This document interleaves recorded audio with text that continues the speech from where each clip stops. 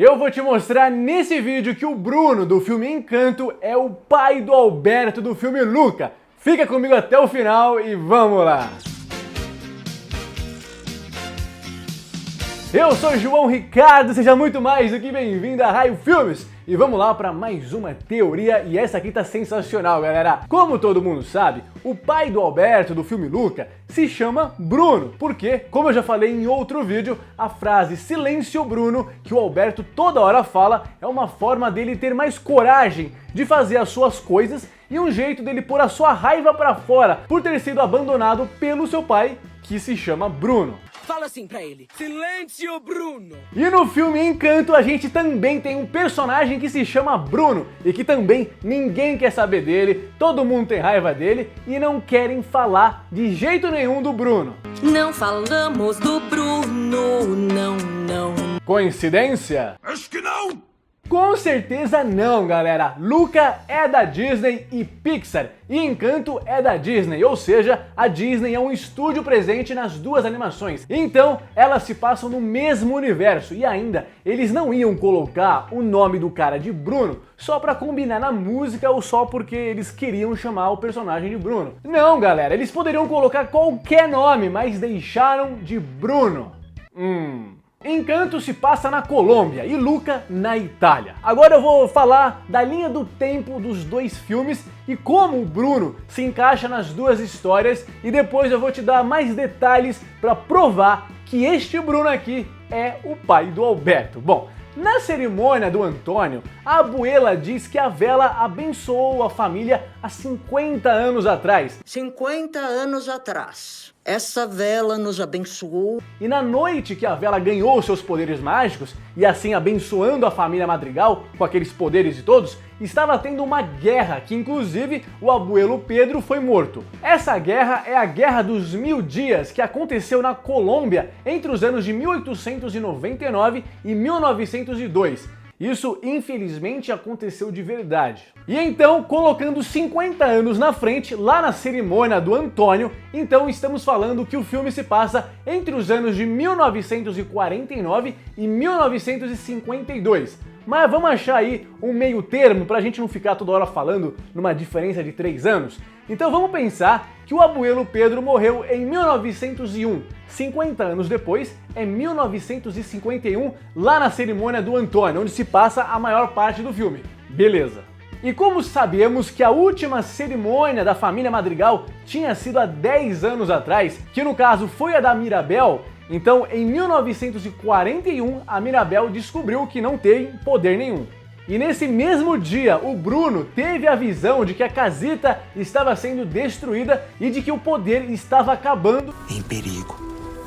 A nossa casa se desfazendo. E como todas as previsões que ele fazia acabava se voltando contra ele, ou seja, as pessoas não aceitavam a verdade sobre seus destinos e culpavam o Bruno só porque ele previu o que já ia acontecer. Bom, e por pensarem sempre o pior do Bruno, ele decidiu fugir. O Bruno fugiu de casa e foi viver uma vida longe da Colômbia. Ele foi parar numa cidade chamada Porto Rosso, na Itália, onde ninguém sabia dos seus poderes e, sendo assim, ninguém podia julgar o Bruno. Lá ele conheceu uma moça que, na verdade, era um monstro marinho. E pro Bruno isso não é nada, tipo, assustador, né? Ou coisa de outro mundo, porque já que ele vem de uma família com dons mágicos, com poderes, então, um monstro marinho não é nada demais pro Bruno. Bom, os dois acabaram se conhecendo melhor, namoraram, e no ano seguinte, em 1942, o Bruno e a moça tiveram um bebê chamado Alberto.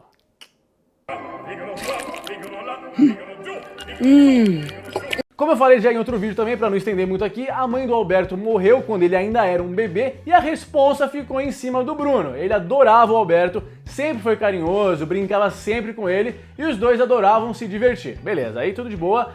Aí você já sabe o que aconteceu, né? Se ainda não viram o meu vídeo falando sobre a história mais do pai do Alberto e do Alberto, depois clica aqui nesse vídeo, beleza? Quando o Alberto tinha 8 anos de idade, o Bruno teve duas visões muito importantes. Uma que a casita estava prestes a se destruir e que se ele tivesse lá, ele poderia ajudar a salvar a casita, e foi isso que aconteceu, né? Bom, ele ajudou a Mirabel e fora que ele, junto com o Hernando... Sou Hernando e não tenho medo de nada. Então ele e o Hernando deveriam voltar e fechar as rachaduras da casa. Bom, ele também ajudou a casita a ficar de boa. Entenderam? Ele teve a visão que ele precisava voltar, ele precisava sair de Porto Rosso, voltar para a casita lá na Colômbia, porque a casa estava prestes a acabar, a se destruir, e ele tinha que fechar as rachaduras, como a gente vê no filme Encanto. E a outra visão que ele teve é que o Alberto encontraria uma família que cuidaria muito bem dele. E depois o Alberto conhece o Luca, a Giulia e o Máximo, que acabaram virando a sua nova família. Então ele percebeu que ele ficaria em boas mãos. Mas mesmo assim, coitado do Alberto, que foi abandonado pelo próprio pai.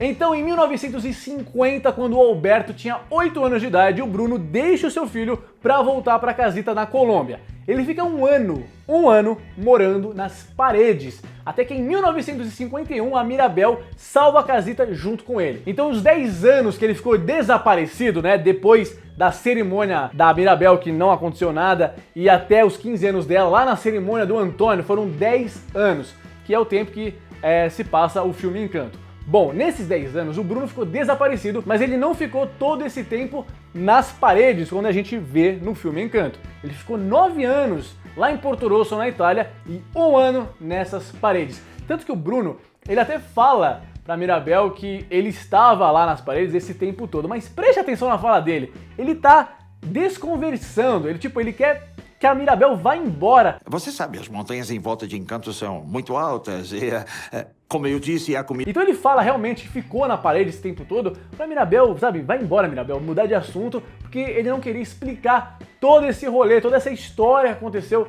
lá em Porto Rosso. Então o Bruno mentiu pra Mirabel nessa parte. E o Bruno não levou o Alberto junto lá pra casita, porque senão o seu filho ficaria também escondido atrás das paredes e ele não queria que o Alberto passasse por isso, né? Então ele teve que ter essa triste escolha. Outros detalhes que mostram que o Bruno é o pai do Alberto. Lembrando que eles durante 8 anos foram muito amigos e adoravam colecionar objetos, isso é importante. Bom, lá na torre do Alberto a gente vê 2 redes de dormir, uma dele e uma do seu pai Bruno. E lá no buraco da parede, lá do Bruno, a gente vê também uma rede. O Bruno usa uma panela na cabeça para ter mais coragem e assim fazer coisas que ele mesmo não faria se não tivesse essa panela.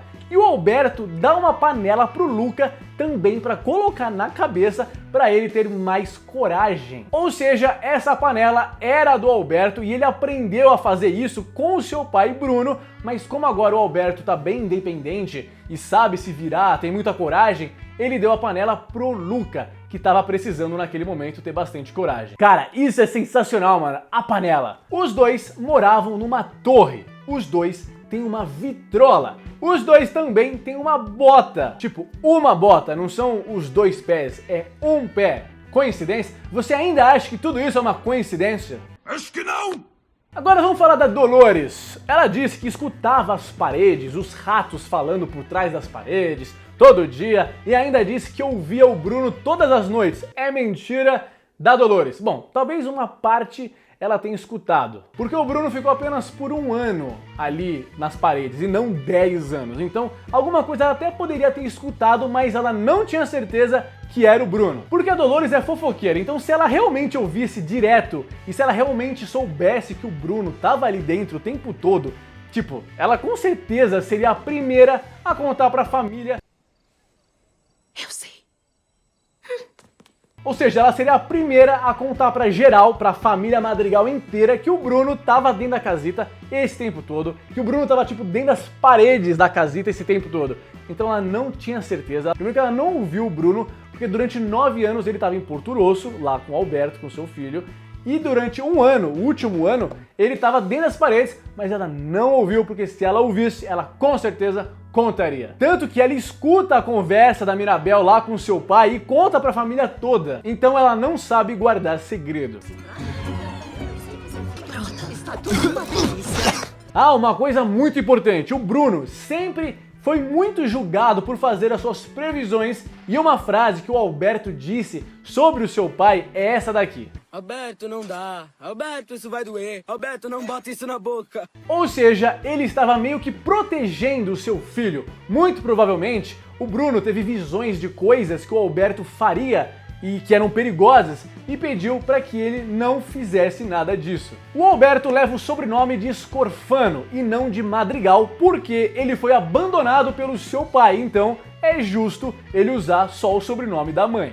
Fala assim pra ele. Silêncio, Bruno! E também, quando o Bruno faz as suas visões, elas ficam em um pedaço de vidro verde. E olha só na casa do Alberto, ele tem várias garrafas de vidro da cor verde, que é uma grande referência à visão do seu pai, que também é em vidro verde. E é isso aí, galera, muito obrigado por ter assistido esse vídeo, comente aqui embaixo o que você achou, e é isso aí, a gente se encontra já já aqui na Raio Filmes, valeu e tchau!